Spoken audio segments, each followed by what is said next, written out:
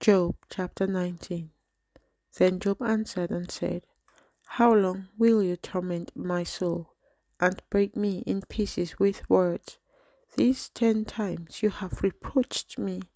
You are not ashamed that you have wronged me. And if indeed I have erred, my errors remain with me. If indeed you exalt yourselves against me, and plead my disgrace against me, know then that God has wronged me, and has surrounded me with his net. If I cry out concerning wrong, I am not heard. If I cry aloud, there is no justice. He has fenced up my way so that I cannot pass, and he has set darkness in my paths. He has stripped me of my glory, and taken the crown from my head. He breaks me down on every side, and I am gone. My hope he has uprooted like a tree. He has also kindled his wrath against me, and he counts me as one of his enemies. His troops come together and build up their road against me. They encamp all around my tent.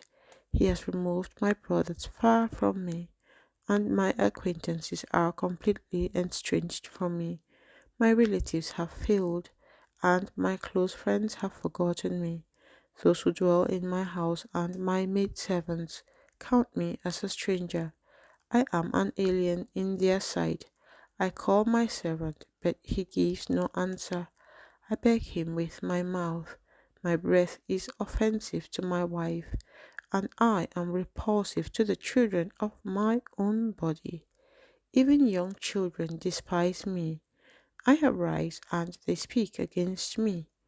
All my close friends abhor me, and those whom I love have turned against me. My bone clings to my skin and to my flesh, and I have escaped by the skin of my teeth. Have pity on me, have pity on me, O you my friends, for the hand of God has struck me. Why do you persecute me as God does, and are not satisfied with my flesh? Oh, that my words were written! Oh, that they were inscribed in a book, that they were engraved on a rock, with an iron pen and lead forever. For I know that my Redeemer lives, and he shall stand at last on the earth. And after my skin is destroyed, this I know, that in my flesh I shall see God, whom I shall see for myself, and my eyes shall behold, and not another. How my heart yearns within me! If you should say, How shall we persecute him? Since the root of the matter is found in me. Be afraid of the sword for yourselves, for wrath brings the punishment of the sword, that you may know there is a judgment. Job chapter 20. Then Zophar the Naamathite answered and said, Therefore my anxious thoughts make me answer, because of the turmoil within me.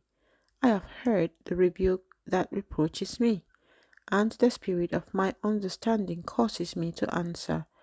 Do you not know this of old, since man was placed on earth, that the triumphing of the wicked is short, and the joy of the hypocrite is but for a moment? Though his haughtiness mounts up to the heavens, and his head reaches to the clouds, yet he will perish forever like his own refuse. Those who have seen him will say, Where is he? He will fly away like a dream and not be found. Yes, he will be chased away like a vision of the night. The eye that saw him will see him no more, nor will his place behold him any more. His children will seek the favor of the poor, and his hands will restore his wealth. His bones are full of his youthful vigor, but it will lie down with him in the dust. Though evil is sweet in his mouth, and he hides it under his tongue, though he spares it and does not forsake it, but still keeps it in his mouth, yet his food in his stomach turns sour. It becomes copper venom within him. He swallows down riches and vomits them up again. God casts them out of his belly. He will suck the poison of cobras. The viper's tongue will slay him. He will not see the streams, the rivers flowing with honey and cream. He will restore that for which he labored, and will not swallow it down. From the proceeds of business he will get no enjoyment, for he has oppressed and forsaken the poor. He has violently seized a house which he did not build. Because he knows no quietness in his heart, he will not save anything he desires. Nothing is left for him to eat. Therefore his well-being will not last. In his self-sufficiency he will be in distress. Every hand of misery will come against him. When he is about to fill his stomach, God will cast on him the fury of his wrath, and will rain it on him while he is eating. He will flee from the iron weapon. A bronze bow will pierce him through. It is drawn and comes out of the body. Yes, the glittering point comes out of his gall. Terrors come upon him. Total darkness is reserved for his treasures. An unfanned fire will consume him. It shall go ill with him who is left in his tent. The heavens will reveal his iniquity, and the earth will rise up against him. The increase of his house will depart, and his goods will flow away in the day of his wrath.